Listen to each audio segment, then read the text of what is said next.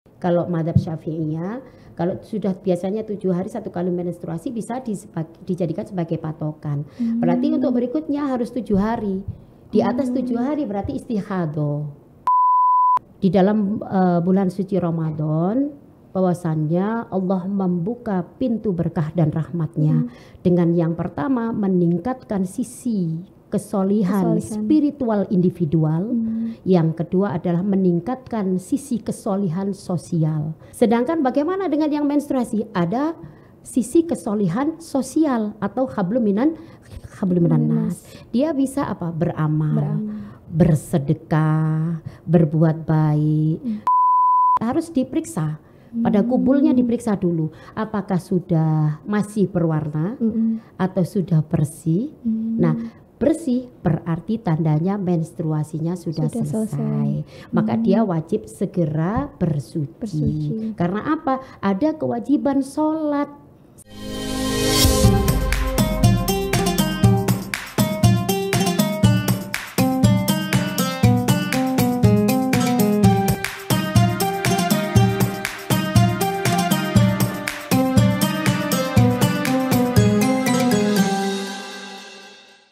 Assalamualaikum warahmatullahi wabarakatuh. Selamat datang di podcast spesial Ramadan Harian Surya Tribun Jatim Network bersama saya Vika Ayu. Tribuners, di episode kali ini kita akan berdiskusi tentang fikih wanita. Seperti kita tahu, kaum wanita dalam Islam, menurut Islam memiliki kemuliaan dan keistimewaan tersendiri. Oleh karena itu ada cabang ilmu yang mempelajari tentang fikih wanita, di mana itu menjelaskan tentang hukum dan aturan yang berkaitan dengan dunia kaum wanita. Nah, untuk lebih jauhnya kita akan berdiskusi dengan narasumber spesial kita. Sudah hadir di tengah-tengah kita, yakni DRA Hajah Siti Rohihatul Jannah, atau akrab disapa Bu Ita. Mari kita sapa beliau. Assalamualaikum warahmatullahi wabarakatuh. Waalaikumsalam warahmatullahi wabarakatuh. Apa kabar Bu Ita? Alhamdulillah bikhair.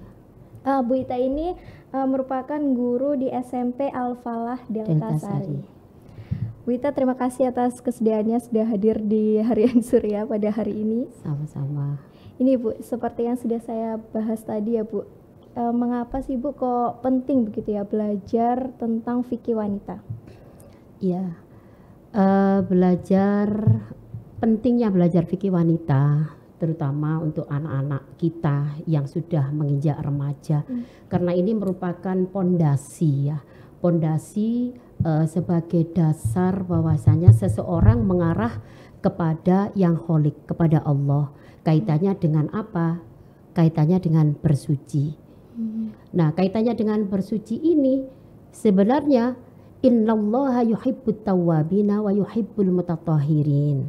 Di dalam surat Al-Baqarah ayat 222 bahwasanya sesungguhnya Allah itu menyukai orang yang bertaubat dan mensucikan dirinya. Jadi dalam tanda kutip di sini disebutkan juga bahwasanya la yaqbalullaha sholatan ahadikum idza ahdatsa hatta yatawaddo. Tidak diterima sholatnya seseorang ketika dia berhadas, apabila berhadas sampai dia berwudu. Nah, ini kaitannya dengan hadas dan najis, ini sangat penting sekali diketahui oleh para remaja ya, terutama ya para remaja, karena kalau mereka tidak tahu maka sholatnya tidak akan diterima oleh Allah. Nah, ini sangat penting sekali. Di mana posisinya dia sedang kondisi bersuci atau dia kondisi tidak tidak bersuci, itu mereka harus paham. Nah, kemudian apa saja hal-hal yang dipelajari dalam fikih wanita itu sendiri, Bu? Ya, yang penting sekali ya, yang dalam banyak sekali fikih wanita itu membahas ya, yang sangat urgent sekali dibutuhkan oleh anak-anak didik kita terutama ya, ini bab tentang toharoh. Jadi di toharoh ini menjelaskan apa sih najis, apa sih hadas. Jadi ada perbedaan antara najis dan hadas, ini mereka harus tahu. Ketika mereka kena najis maka terutama baju yang kena najis ya, ini tidak bisa dipakai untuk sholat. Sholatnya tidak akan diterima kalau ada najis. bagaimana membasuhnya? Satu yang pertama. Kemudian bagaimana dengan hadas? Seseorang yang sedang berhadas, di sini sangat penting sekali. Hadas kan banyak macamnya. Ada hadas kecil, ada hadas besar. Hadas kecil diantaranya ada keluarnya dari kubul dan dubur, keluarnya sesuatu ya dari kubul dan dubur, kemudian hilangnya akal atau tertidur, kemudian memegang kubul maupun dubur, itu juga termasuk mewajibkan seseorang untuk berhadas. Karena ini meskipun hadas kecil, tetapi kalau mereka tidak memahami, kemudian mereka terjadi sholat begitu saja, maka sholatnya tidak sah. Ya. Lalu kapan waktu sebaiknya anak-anak nih Bu, terutama remaja ini diajarkan tentang fikih wanita itu sendiri? Ya, sebenarnya fikih wanita ini harus diajarkan sejak dini, mulai dia SD ya, apalagi sudah menjelang baligh. Baligh ini penting sekali karena di dalam wanita ya, seorang wanita yang sudah baligh biasanya ditentukan itu usia sekitar 9 tahun. Itu mereka sudah mulai baligh, itu ukuran standarnya. Apakah ada, wallahu a'lam ya, kadang-kadang ada yang lebih awal ya, atau bahkan SMP baru baligh, baru maksudnya baru menstruasi. Ukuran baligh ini untuk wanita memang menstruasi. Iya. Nah ini Bu, bicara tentang haid atau menstruasi itu sebetulnya ada perbedaan nggak sih Bu? Antara haid, nifas, kemudian menstruasi? Iya. Jadi begini, kalau kita memahami hal itu, kita melihat dari ada beberapa macam darah. Darah ini yang pertama adalah ada darah haid, ada darah nifas, dan ada darah istihadah. Dan ini penting sekali untuk wanita itu memahami hal ini. Apa sih darah haid? Darah haid itu adalah keluarnya darah dari rahim ketika menstruasi. Itu kapan menstruasinya? Itu tadi yang saya sampaikan. Bisa ketika lebih awal ya, mencapai usia 9 tahun, ini standarnya itu mereka mengeluarkan darah. Darah ini disebut darah menstruasi. Yang kedua adalah tadi darah nifas. Apa darah nifas? Darah nifas adalah darah yang keluar dari rahim ketika seorang wanita setelah selesai melahirkan. Jadi setelah selesai melahirkan maka keluarlah darah. Darah inilah yang disebut dengan darah nifas. Yang terakhir adalah darah istihadah. Darah istihadah ini adalah darah di antara kedua ini tadi. Antara darah haid dan darah nifas. Jadi misalnya darah haid itu biasanya menstruasinya 7 hari, kemudian terjadi sampai 15, di atas 15 hari maka ini terhitung istihadah. Istihadah itu adalah darah kotor. Ketiganya ini sama-sama darah kotor ya Bu? Semuanya intinya kalau darah, yang dimaksud darah kotor itu semuanya najis ya, intinya gitu, darah najis. Cuman perbedaannya adalah darah haid atau darah menstruasi, darah nifas setelah melahirkan, kemudian terhitung istihadah ini adalah di luar dari kedua ini. Di luar dari kedua ini disebut darah kotor. Misalnya begini, darah tadi 7 sampai 15 ya, darah tadi di atasnya 15 maka dia terhitung istihadah. Sedangkan kalau nifas itu umumnya itu 40 hari. Maksimalnya berapa? 60 hari. Di atas 60 hari maka terhitung istihadah. Nah, kenapa disebut istihadah? Maka ada kewajiban di situ. Kewajibannya apa? Kewajibannya adalah wajib untuk melaksanakan ibadah atau sholat. Kalau puasa ya harus puasa. Caranya bagaimana sholatnya? Ya caranya dengan membersihkan kubulnya, itu dibersihkan dulu, disucikan dulu, kemudian ditutup, baru bisa dipakai untuk sholat jika istihadah. Nah ini Bu, saya pernah kayak dengar ada berbagai macam jenis darah gitu ya Bu, kayak ada darah coklat, kuning, itu darah putih, itu seperti apa Bu? Kalau untuk macam-macam darah memang disebutkan ya, ada yang hitam kemerah-merahan, ada yang coklat kekuning-kuningan, ada yang kuning, ada yang putih bersih. Nah, pada intinya semuanya itu juga tergantung dari hormon juga ya. Untuk biasanya kalau darah istihadah itu cenderungnya ke hitam-hitaman ya. Pada intinya sebenarnya kaitannya dengan menstruasi. Kapan saya menstruasi, kapan saya harus suci dari menstruasi, itu kaitannya dengan darah yang keluar. Ketika ada perubahan warna, bau, maka dia sudah tidak diperbolehkan sholat. Berarti dia menstruasi. Jadi terlepas dari itu warnanya coklat atau kuning, berarti ada perubahan warna. Jika sudah waktu masuknya menstruasi, kan bisa dilihat dari tanggalnya. Oh iya, betul. Maka dengan adanya perubahan ini, maka dia tidak wajib sholat atau tidak wajib puasa. Berarti dia terhitung menstruasi. Nah, kapan dia untuk harus bersuci? Sama. Di dalam fikih Islam itu disebutkan, diajarkan bahwasanya bagaimana kita menentukan untuk bersuci setelah 7 hari. Kalau kita biasanya 7 hari, kalau madzhab Syafi'iyah, kalau sudah biasanya 7 hari satu kali menstruasi bisa dijadikan sebagai patokan. Berarti untuk berikutnya harus 7 hari. Di atas 7 hari berarti istihadah. Jadi melihat dari kebiasaan atau adah, istilahnya seperti itu. Jadi kebiasaan dia itu kalau 7 hari ya 7 hari. Nah, selebihnya berarti istihadah. Cuman di dalam fikih juga diajarkan hitungannya adalah sampai dengan 15. 15 hari, di atas 15 hari berarti istihadah. Jadi melihat adahnya itu tadi, kebiasaannya dia itu bagaimana.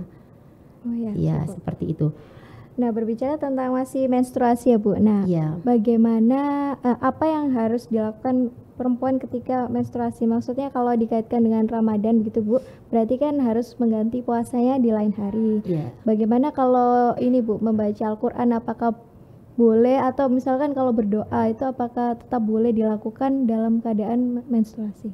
Ya, intinya Ramadan itu bulan penuh berkah. Bulan penuh kemuliaan ya, banyak ampunan atau dibuka pintu ampunan oleh Allah Subhanahu wa Ta'ala bagi hambanya. Nah, ini bagaimana dengan hambanya yang sedang menstruasi kan begitu ya? Apakah terus diem saja? Banyak amaliyah ibadah yang bisa kita lakukan selain daripada puasa, sholat, itu banyak sekali. Jadi intinya begini. Ada 2 ya di dalam bulan suci Ramadan, bahwasannya Allah membuka pintu berkah dan rahmatnya dengan yang pertama meningkatkan sisi kesolihan spiritual individual, yang kedua adalah meningkatkan sisi kesolihan sosial. Spiritual individual ini adalah hablum minallah. Hablum minallah diantaranya adalah puasa, sholat. Seperti itu hablum minallah, amaliyah setiap hari. Sedangkan bagaimana dengan yang menstruasi? Ada sisi kesolihan sosial atau hablum minan nas. Dia bisa beramal, bersedekah, berbuat baik, saling membantu, saling menolong. Apakah ini masuk pahala? Masuk pahala semua di dalam karena bulan Ramadan adalah bulan penuh berkah. Bisa kita lakukan amaliyah selain ibadah yang rutin kita lakukan. Kalau ini Bu, kalau membayar fidyah, siapa saja yang berkewajiban untuk membayar fidyah? Ya, membayar fidyah ya. Membayar fidyah ini siapakah orang yang membayar fidyah? Di antaranya adalah ini masuk kepada orang-orang yang mendapatkan rukhsah atau keringanan dari Allah. Yang mendapat keringanan dari Allah itu siapa saja? Faman kana minkum maridun aw ala safarin fa'iddatum min ayyamin ukhor. Yang pertama yaitu orang yang sakit. Yang kedua adalah orang yang safar dalam perpergian ya. Maka dia boleh meninggalkan puasa tapi dalam tanda kutip mengganti hari yang lain. Ya, mengganti hari yang lain. Kemudian sesuai dengan hari yang ditinggalkan. Sedangkan kalau misalnya diantaranya adalah orang yang tua renta, bagaimana? Jadi Islam ini indah, semuanya diatur di dalam Islam. Bagaimana dengan orang yang tua renta? Mau disuruh bayar di hari yang lain tidak kuat. Ya. Wa 'alal ladzina yutiqunahu fidyatun ta'amu miskin. Boleh membayar fidyah kepada siapa? Kepada fakir miskin sesuai dengan harinya. Nah, ini termasuk tadi orang yang tua renta. Kemudian yang membayar fidyah diantaranya itu seorang ibu yang hamil atau melahirkan, memiliki anak bayi. Nah, ini ditakutkan bayi yang dikandung atau anaknya ini sakit jika dia puasa. Maka ibu ini boleh mengganti dengan di hari yang lain dan membayar fidyah. Karena yang ditakutkan hanya anaknya, bayinya. Nah, itu. Berapa jumlah fidyahnya? Iya, berapa? Gitu kan ya, berapa jumlah fidyahnya? Fidyah yang dibayarkan adalah kalau kita membayar dengan bahan pokok makanan ya, sejumlah 675 gram bahan pokok makanan.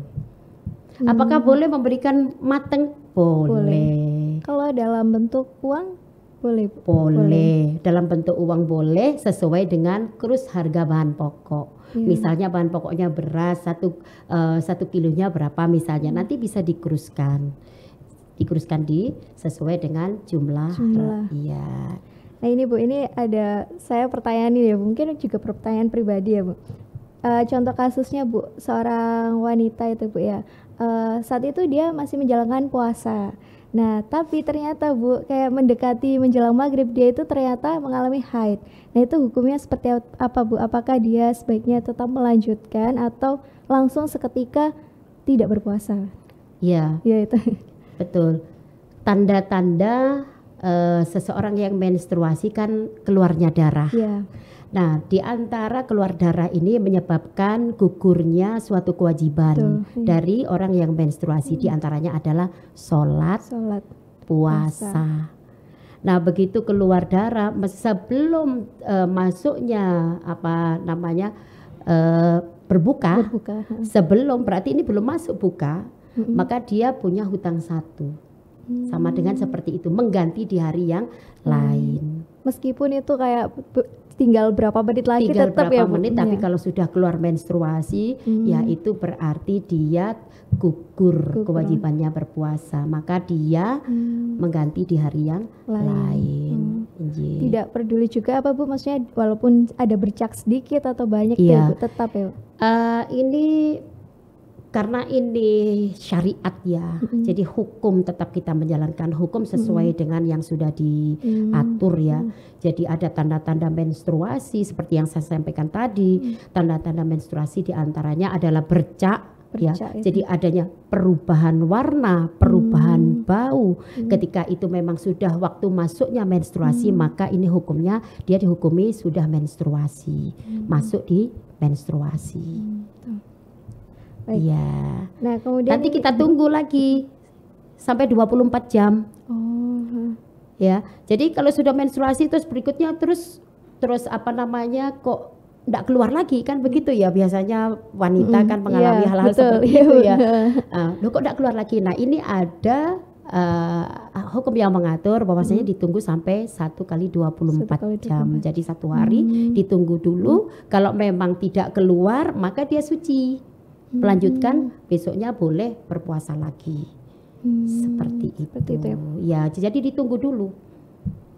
Nah kemudian kalau ini Bu, cara bersuci dari kalau setelah selesai menstruasi itu cara bersucinya bagaimana? Kan ada ini Bu, terkadang ada yang kan itu harus mandi besar ya Bu ya, salah satunya dengan keramas gitu ya Bu. Nah terkadang ada yang keramasnya itu ada mitos-mitos yang masih berlaku tuh Bu, kayak keramasnya nanti saja setelah saat semuanya selesai, itu bagaimana menurut Ibu?